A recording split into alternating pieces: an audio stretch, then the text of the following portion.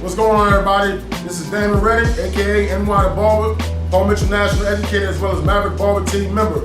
Today, what we're going to do for you is a texture cut. We're going to actually do an afro with a blowout. So it's going to be a high taper on one side. We're going to freehand shape the afro, and then we're going to groom the beard as well. Once we finish, we're going to be able to style it with the Maverick Grooming Cream to be able to get more of a twisted texture look and make it look like a little bit more messy. This is how the product is going to look finished once we tape it and shape it off. So what I did was I went ahead and did a pre-side for you guys so you can be able to see how it's going to look, because there's so many different steps into it, and then you'll be able to see what we're aiming for on this side. So this is the before, and this is what we want to see after. Let's get it. All right, so first off, what we want to do is we want to start our taper first, and then we're going to shape it up. The reason that we want to do that is because if I need to place my hand upon his head to be able to pull the skin tone in the area, I don't want to smash down the work that I've actually created by shaping it freehand after it's done. So we're going to go ahead and we're going to start like this. We're going to comb it first to make sure that everything is going to lay where we want it at, and also to be able to see the direction of growth of his hair so we can know exactly how to fade it. So by us doing a high taper, what we're going to do is we're going to come in, we're going to create segment 1, and it's going to be diagonal, coming from the corner of the front of the edge out and working our way towards the ear. So I'm going to come in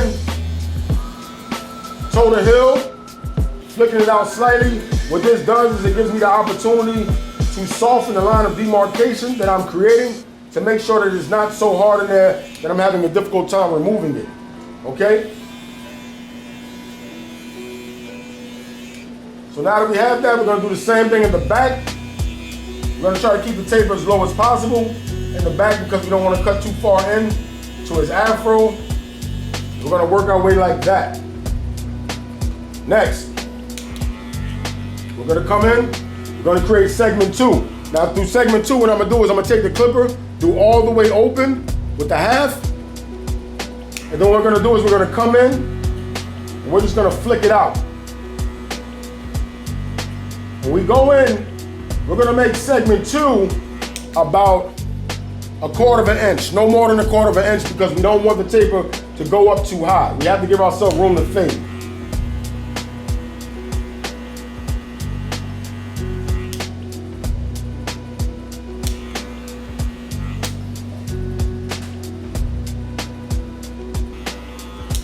All right, so we have segment 1, which is skin, segment 2, which is half, and then we have weight. So what we're gonna do is we're gonna try to soften this line up first. So what I'm gonna do is I'm gonna use a little bit of clipper over comb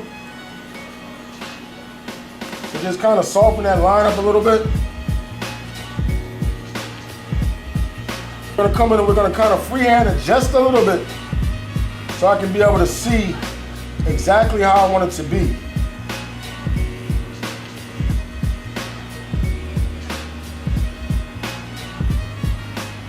The reason I wanted to do that is because what it does is it gives me the opportunity to kind of have an idea on how it's going to look once we freehand shape it. So then I know that segment 3, which is this, I can be able to manipulate it and control it a little bit better now that I can see it. So what I'm gonna do first is I'm gonna start off with a little bit of raking all the way open. And I haven't used any guards just yet. And the reason I'm choosing to use raking is because when you're doing a curly textured hair, a lot of times it's a lot easier for you to smooth the surface first before you start really getting into the blend.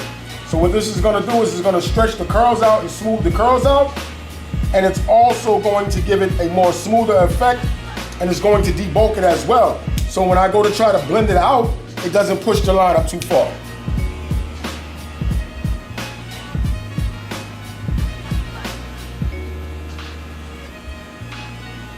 So just by utilizing the raking technique, it's giving me the opportunity to be able to have a lot of that weight already removed.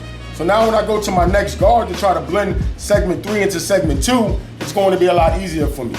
I'm gonna use a half guard. And a lot of times when we do tapers, a lot of people have a difficult time doing tapers because it's such a compact area.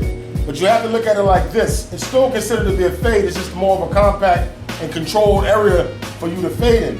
So if you don't want the line to travel too far up, what you want to do is you want to come in utilizing the corner of the blade. And what that will do is it'll give you the opportunity to break and soften the line up, almost equivalent to you doing point cutting and then breaking the weight line up to soften it and allow it to blend better. So I went all the way open. Now I'm going to go all the way closed.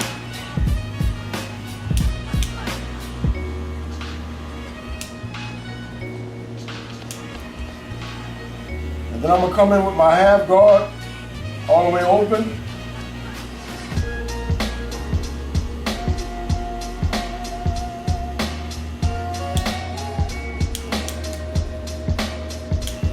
Halfway.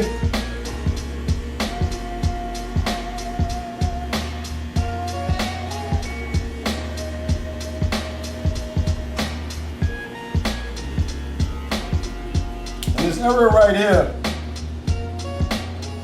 is one spot. What I'm gonna do is I'm gonna rake it to soften it because the hair is growing diagonally back in this area. So anywhere that the hair may have swirls or cowlicks or any irregularities in the hair, you want to follow the natural growth pattern to be able to control it and make sure that it has the same look in every area.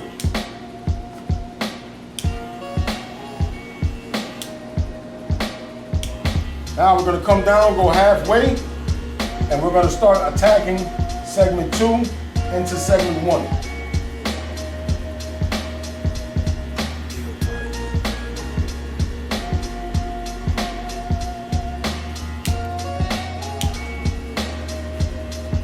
While we're attacking the side of the table, we're going to go ahead and start blending out the beard as well to be able to control it. So with the same half guard, I'm going to lightly flick right above the triggers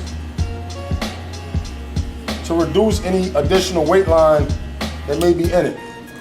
From there, we're going to freehand cut it. Not only to reduce bulk, but to also create a shape, more of a wedge shape for his beard. We're not gonna knock down too much length, but we just wanna make sure that the fade and the taper look like the beard and the taper look like they're connected together.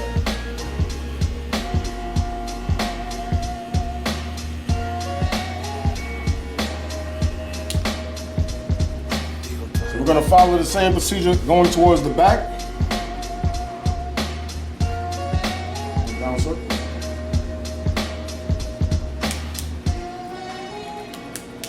I'm gonna come in with my half guard, just a little, do some clipper over comb.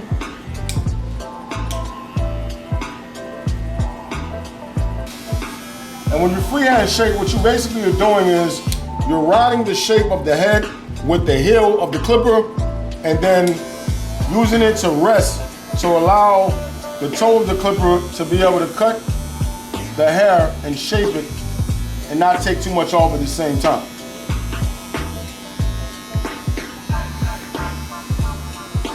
This particular blade that I'm using is actually ideal for freehand shaping on afros and any kind of hair that you want to freehand shape because the blade is flat.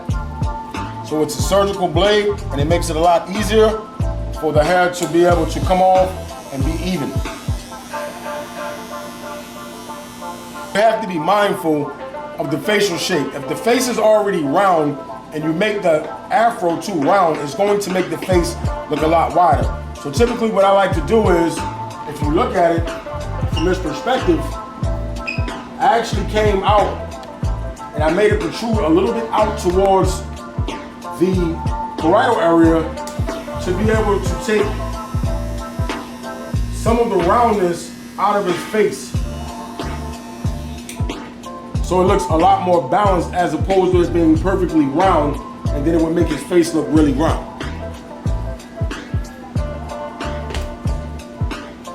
All right, we're gonna keep going in. We're gonna attack this taper. Going all the way open, halfway, and then all the way closed.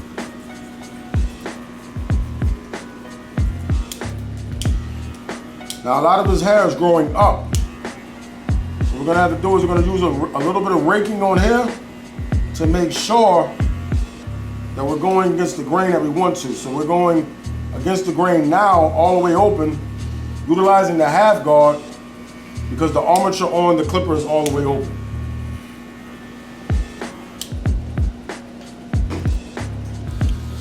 All right, so we're just connecting the taper to the area that we just did.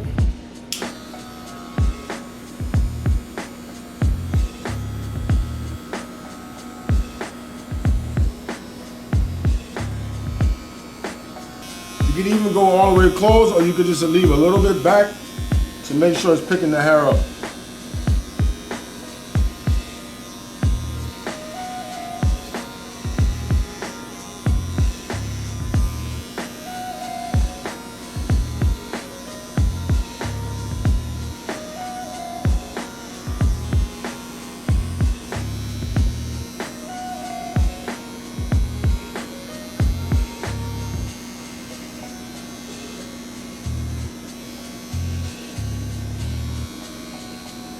We're coming around shaping it. What we want to do is we want to continue to give it a natural shape. So we're going to kind of follow it this way.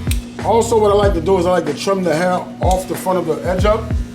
What that does is it prevents the hair from hanging over the edge up and it being harder for to be able to see his perimeter line.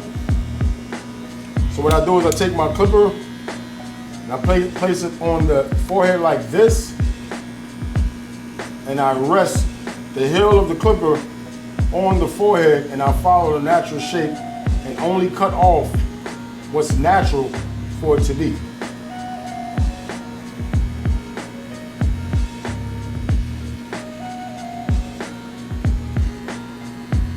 I'm gonna keep coming down. We want to keep the roundness to it. We know as we come towards the front of the head, it's going to be a natural fall.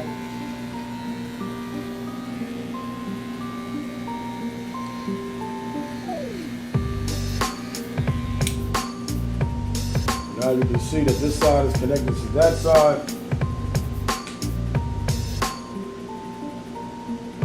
In order to do the edge up, what I'm going to do is I'm going to actually spray it a little bit with the little Firm Style Stay Strong from Paul Mitchell, and just very lightly I'm going to spray it around the perimeter lining as well as a little bit on his beard and the nape of his neck.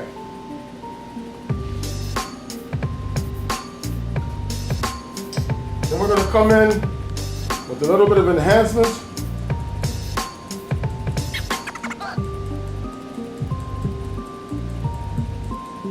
What I'm going to do is I'm going to start by the mastoid and work my way down, going towards the nape of the neck. Very lightly, I'm going to try to line him.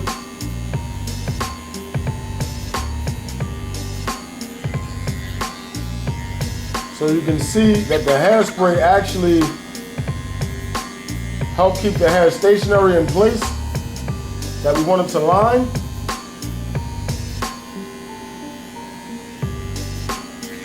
And it also removed any additional oils that he may have had in his skin. So I use the length of my blade to do the straight line. Now I'm going to use the corner of my blade to do arcs and curves.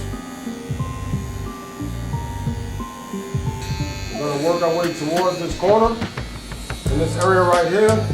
Before I get to that corner though, I am going to come and stamp in my corner. What that does, it gives me the opportunity to make sure I'm not digging into the lining, and I want to be able to keep it as natural as possible.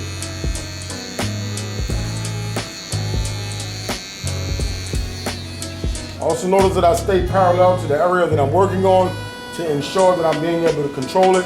Not leaning over his head, because if I lean over, I'm going to make the line lean and it's going to be crooked. You can't create anything balanced or level when you're leaning.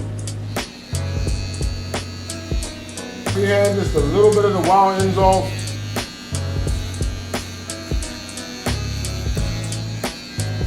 And then following the natural shape of the lip, not cutting too much off. We're going to follow.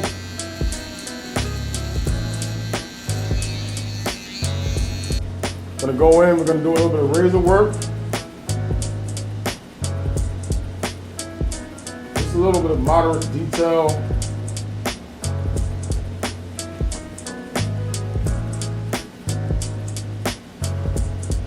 You want to try to keep the shape as natural as possible because it makes it easier for the grow back process and that his beard doesn't grow back too fast.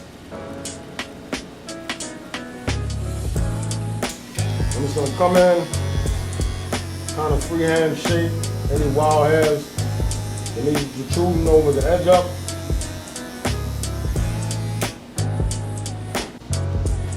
Alright, so to finish it off, what we're going to do is we're going to use some Grooming Cream from Afro. What this is going to do is going to be able to create more of a twisted sponge look, but it's also going to give it a little bit of moisturization and it's going to be soft. It's going to give it a more lived-in finish. What we want to do is we want to put a moderate amount in our hand. We're going to rub it in areas. I want to work it in there real good. We're going to make sure that we follow in the same direction across the entire head. We're going to use the spike side first, and we're going to finish it off with the flat side.